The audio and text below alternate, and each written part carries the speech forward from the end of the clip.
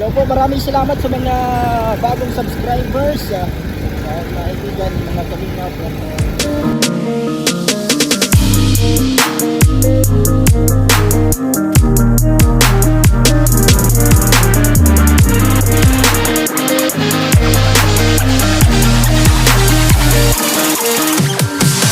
I'm holding on for you to come around.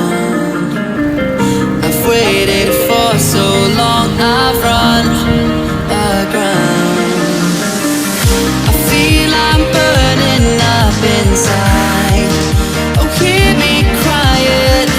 I feel like everyone's alive, and I am dying.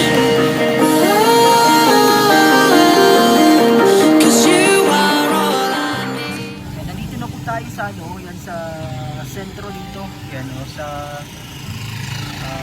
Basud. Yan, naghahanap kami ng mabibilhan Bili ng ulam. ng ulam. Yan, nandiyan po kung yata sa wala kasi dito yung binibilhan namin ng mga tuhog, yung fish ball, yung dati meron doon, kasi wala na.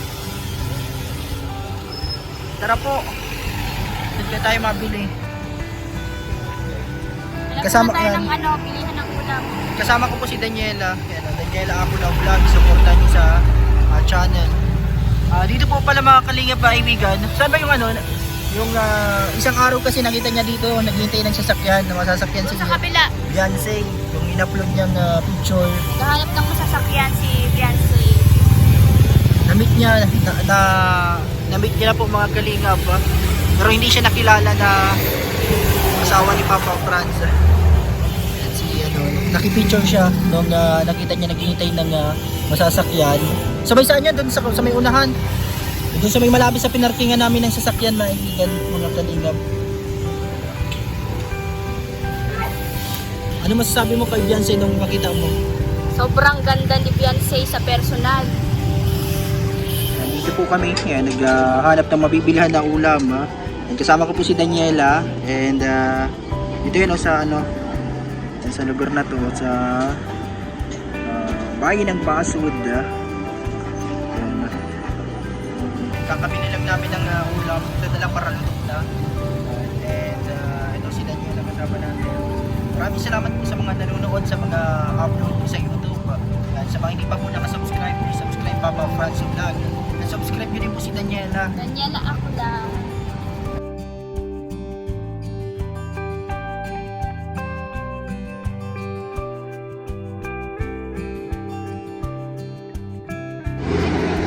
Ito po, yan, mga kaibigan, mga kalingap. Yan, nandito kami sa may bilihan at malapit na pala ang pasukan. Yung kasing panganay namin na si Kisaya Celestine. Yan, 3 years old pa lang siya, pero gusto niya nang pumasok ng daycare. Yan, naghahanap kami ng bag na bibilihin. Kasi mga school na yan si Kisaya. Yan, medyo malaking bata kasi. Kasya kaya yan sa kanya? Ganyan talaga ang pinakamaliit na pan-daycare. Magkano po ang ganyan? Uniform na pan-daycare? 150. O, pwede man yan ipa-adjust, adjust man yata yung pag pwede man yan lagyan ng yung pang lang. Sige, yan na yan.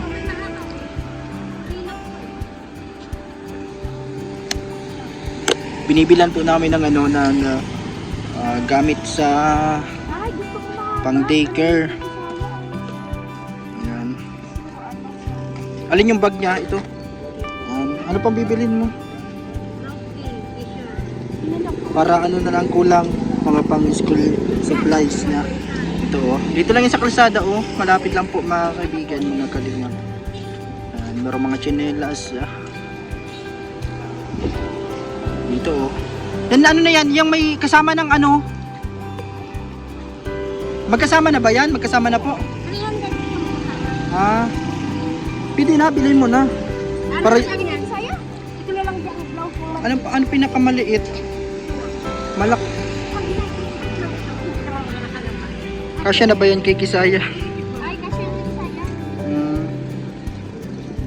Yung panganay po namin, binilan na namin ng Gagamitin niya kasi ano na siya sa daycare.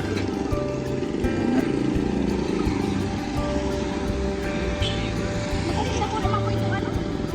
Ay, sa Indonesia. Ayan po, dito po yan oh.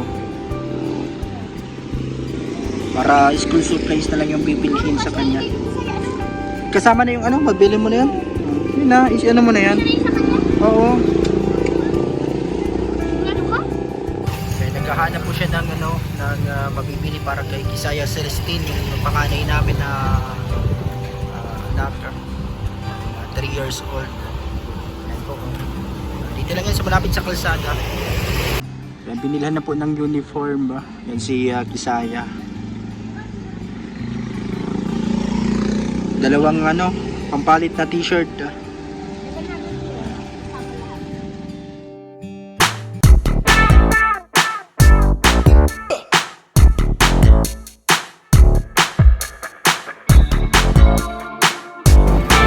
So yun guys, pauwi na po kami. Ayan. Let's go! Surprise na.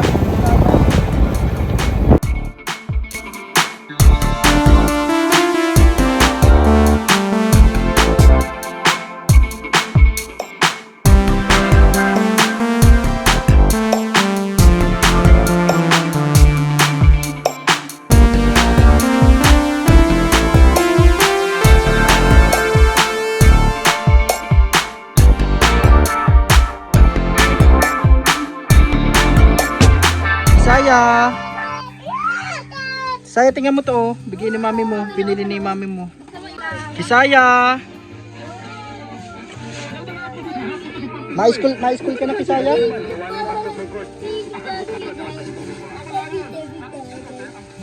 Ano yan? Ano yan? Bago. Ano yan? Ako yan. Sa'yo to? Wala yan, Gab. Sa'yo? Ma-school ka na? Ang ganda daw. Kaya, patingin daw ng bag mo. Ano yan? Maganda? Ito, may ano ka na oh. Kapitan, matigar ang kamot mo. Ma-school ka na, Kisaya, ma-school. Ma-daycare na po si Kisaya. Ito ang bag mo oh. Mag-thank you ka kay mami. Thank you daw. Ma-school na po siya. Ano, 3 years old pa lang siya, ma-daycare na. Si Kisaya.